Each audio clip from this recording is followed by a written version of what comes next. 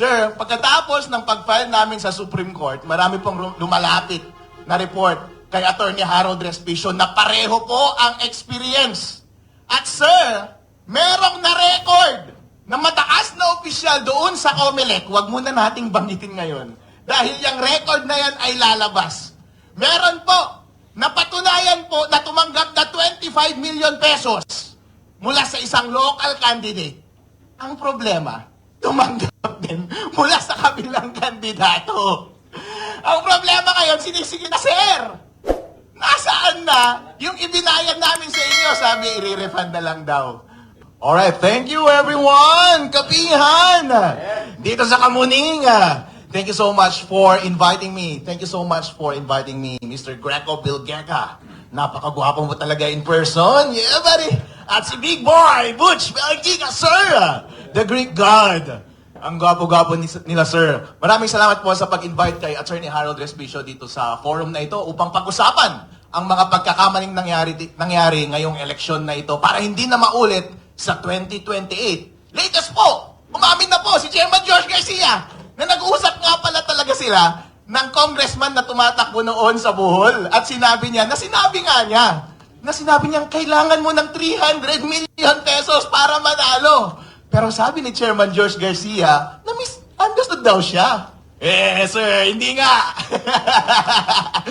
Kasi kapag papakinggan mo, kailangan mo ng 300 million pesos para manalo. Parang extortion yan, no?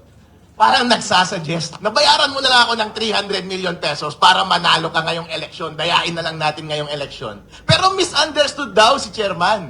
Ang ibig sabihin daw niya, yun daw ang magagastos mo sa eleksyon na ito para manalo. Pero sir, ang allowed na gastos lang ng isang congressman ay 3 pesos kada botante. At 300,000 lang ang botante doon sa distrito niya. Ibig sabihin, ang gastos, 900,000 lang dapat. Bakit mo sinabing 300 million? Sir, hindi nga.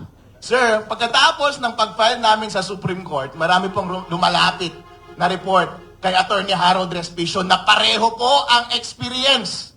At sir, merong na-record na mataas na opisyal doon sa COMELEC, wag muna nating banggitin ngayon, dahil yung record na yan ay lalabas. Meron po, napatunayan po na tumanggap na 25 million pesos mula sa isang local candidate. Ang problema, tumanggap din mula sa kabilang kandidato. Ang problema ngayon, sinisigi na, sir! Nasaan na yung ibinayad namin sa inyo? Sabi, i-refund na lang daw. Pero daw, ang problema, nabayaran na daw yung mga ibang commissioner. Abangan po ninyo, lalabas po yung recorded na video na iyan. Ang problema po, sabi, bawi na lang ako sa protest. Nag-protest ka naman eh. Kaya pala nagkabali-baliktaran na yung resulta ng eleksyon ngayon. May nanalo, nakasingil na yung nagbayad, pero babalik ka rin sa huli para mabayaran din yung kabila. Wow!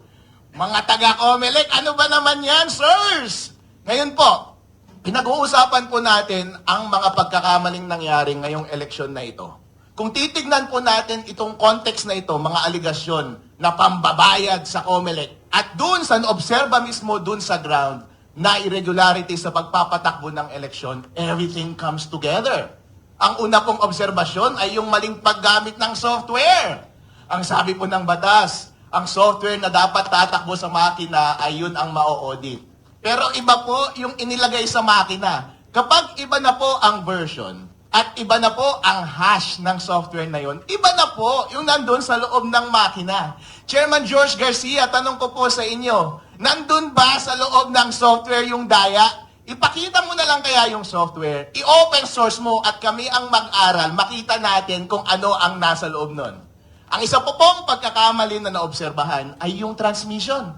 Ang sabi po ng batas, dapat dire-diretso mula sa independent automated counting machines papunta sa mga servers. Sabay-sabay, COMELEC servers at sa mga transparency servers. Para nga naman kapag nandaya ang COMELEC, huli ka agad ng mga transparency server. Pero inamin mismo ni Chairman George Garcia, kinokulit pala nila bago magpadala doon sa mga transparency server at pinapadala nila cumulative every 15 minutes. Anong ibig sabihin po nito? Na manipulate po yung data mula sa mga automated counting machines bago pumunta sa mga server. labag po yan sa batas, illegal po yan. At yun po yung dahilan kaya pinapadisbar natin si Chairman George Garcia at mga commissioner. Yun po ang dahilan. Kaya nananawagan tayo sa National Bureau of Investigation para investigahan ang kanilang illegal na paggamit ng software, illegal na paggamit ng computer equipment na nag-interfere sa ating election process dahil yan po ay krimen. Yan po ay paglabag sa batas ng eleksyon. At kayo mga commissioner, kayo ang responsible ng pag-implement niyan. Dapat po kayong makulong. Ngayon po, itong suggestion ng grupo ni Mr. Greco Bilgega na gumawa ng manual counting alongside sa automated counting machines at gumamit ng blockchain para secure yung transmission at ma-maintain yung integrity ng data, consistent po yan para maiwasan itong mga nangyari na daya na ito. Ang una po kasing daya na pwedeng mangyari at pinakamadaling gawin ay yung naobserba natin na itatanim na mismo sa software yung daya. Kasi baka nasa 3.5 na mismo yung daya.